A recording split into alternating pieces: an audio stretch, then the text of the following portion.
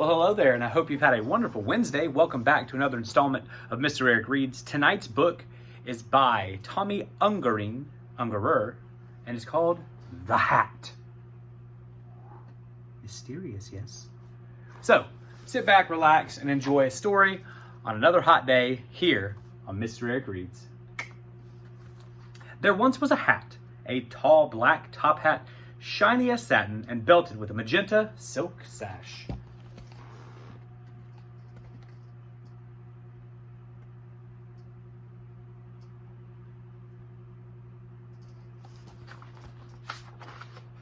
It lived happily on a rich man's head. One day, speeding along in an open carriage, the hat blew off. "Never mind that hat, cara mio," said the rich man's fiancée. "We are already late."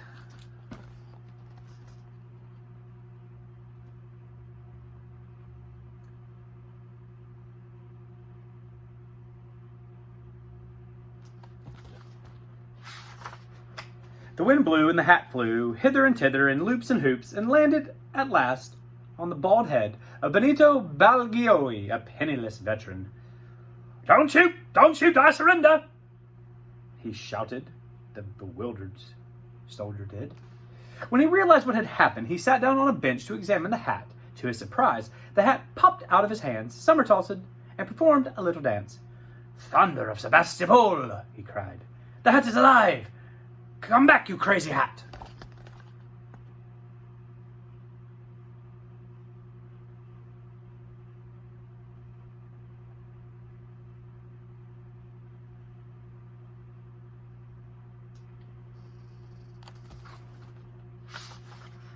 Lo and behold, the hat followed his command and settled back on his shiny head. Just then, Baldiglio saw a wealthy tourist happily rambling down the street. Suddenly, a huge flower pot came tumbling down on the balcony above. The hat went off in a flash, caught the plant midair. "Well done, worthy old dragoon," said the foreigner. "You saved my life, and now hold out your hat and close your eyes." And the foreigner filled the hat with banknotes and other valuables. Badilgio was overwhelmed.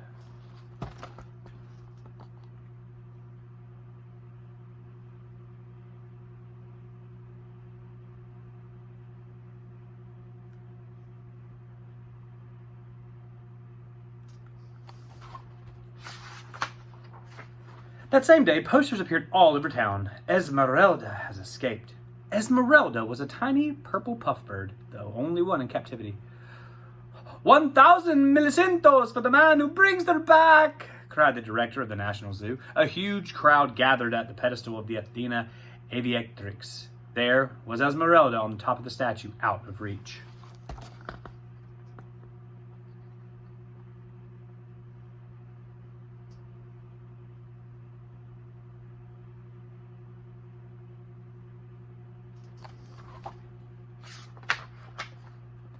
"Fetch," ordered Benito. The hat obeyed. It sailed off, swept up the bird, and returned it to Benito.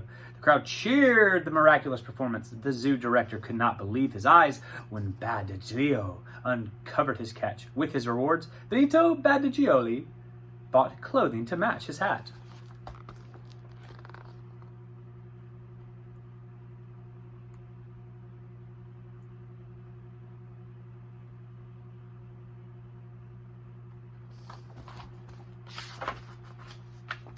He had his peg leg fitted with a silver wheel, and he looked now like a perfect gentleman. One afternoon he was strolling and rolling along the countryside when he was startled by the sound of gunfire. "Soliferno smoke! What is happening? I smell gunpowder!" he cried. The old soldier revived the Benito Badilgio and rushed to the scene.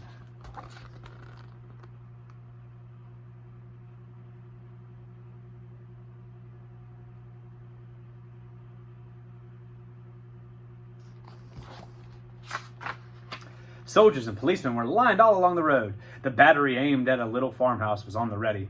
Badilgio recognized one of the officers. "Capitano Malamorte!" he cried. "What is this all about?" "We have trapped a band of cutthroats in their lair," replied the captain. "They refuse to surrender, and our cannons will soon give them reasons to do so." "Don't shoot. Put me in charge, and you shall capture them alive. Hat, hat!" ordered Badilgio. "To the chimney, quick!" The hat took off and settled on top of the flume. Soon, a white flag appeared. In clouds of smoke, the brigade staggered out, one by one, coughing and choking.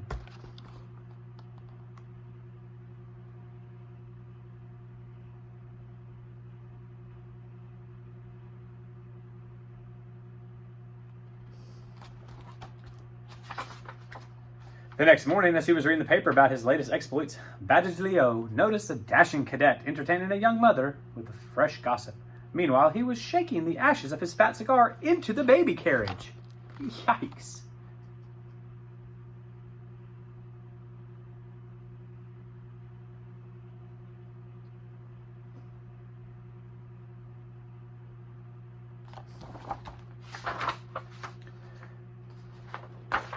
Soon, the stroller went up in flames. Terrified by the blaze, the mother let go of the carriage, and down it went, down the endless steps of the Messalina prospect. Benito Badoglio saw it all.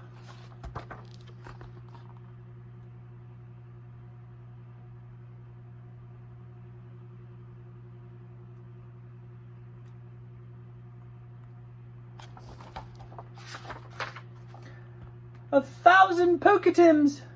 he exclaimed. "Hat! Hat! Get the water and put out the fire!" No sooner said than done, for there was a fountain nearby, rolling down the balustrade. Our hero caught and stopped the doomed carriage as water from the hat was poured in.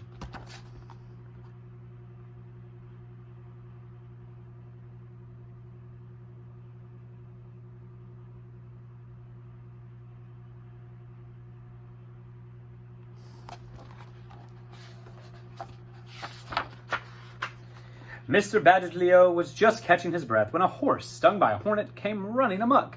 Many people had already been hurt, and the panic was total. The bolting horse was harnessed to a tilbury, driven by the Contessa Aspi d'Astra, a sister-in-law of the Archduke. The Contessa was howling with fright.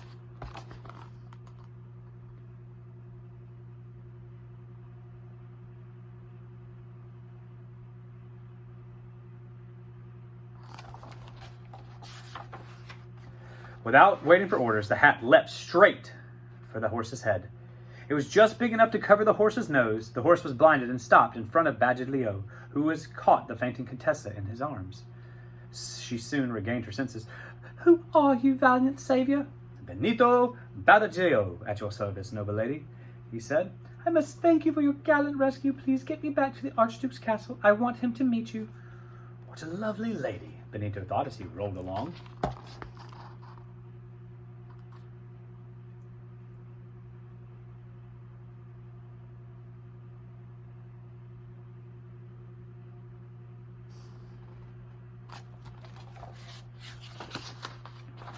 The Archduke was most pleased to meet the hero all the papers were raving about. Badoglio was decorated on the spot, and he was named the Minister of National Emergencies. The next day, Badoglio sent the Contessa some roses. She was thrilled and charmed, and she was in love. And he fell in love too.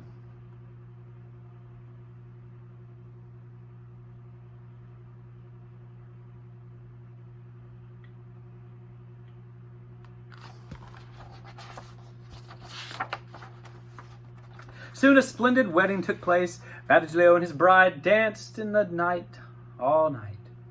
At midnight they left, singing in the moonlight, for a honeymoon in Sardinia. They were speeding along in an open car. His hat blew off.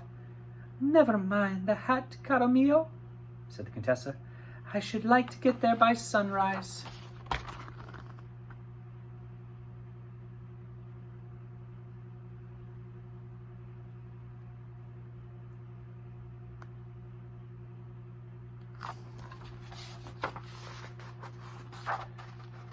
The wind blew and the hat flew, hither and thither, heaven only knows where.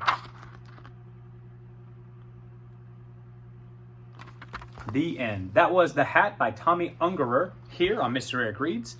Guys, I hope that you're taking care of yourselves. Please continue to stay safe. Please continue to wash your hands really good. And please continue to practice kindness in everything that you do. Look forward to seeing you guys hopefully sooner rather than later. But come back again tomorrow because we'll have another story regardless. Take care, guys.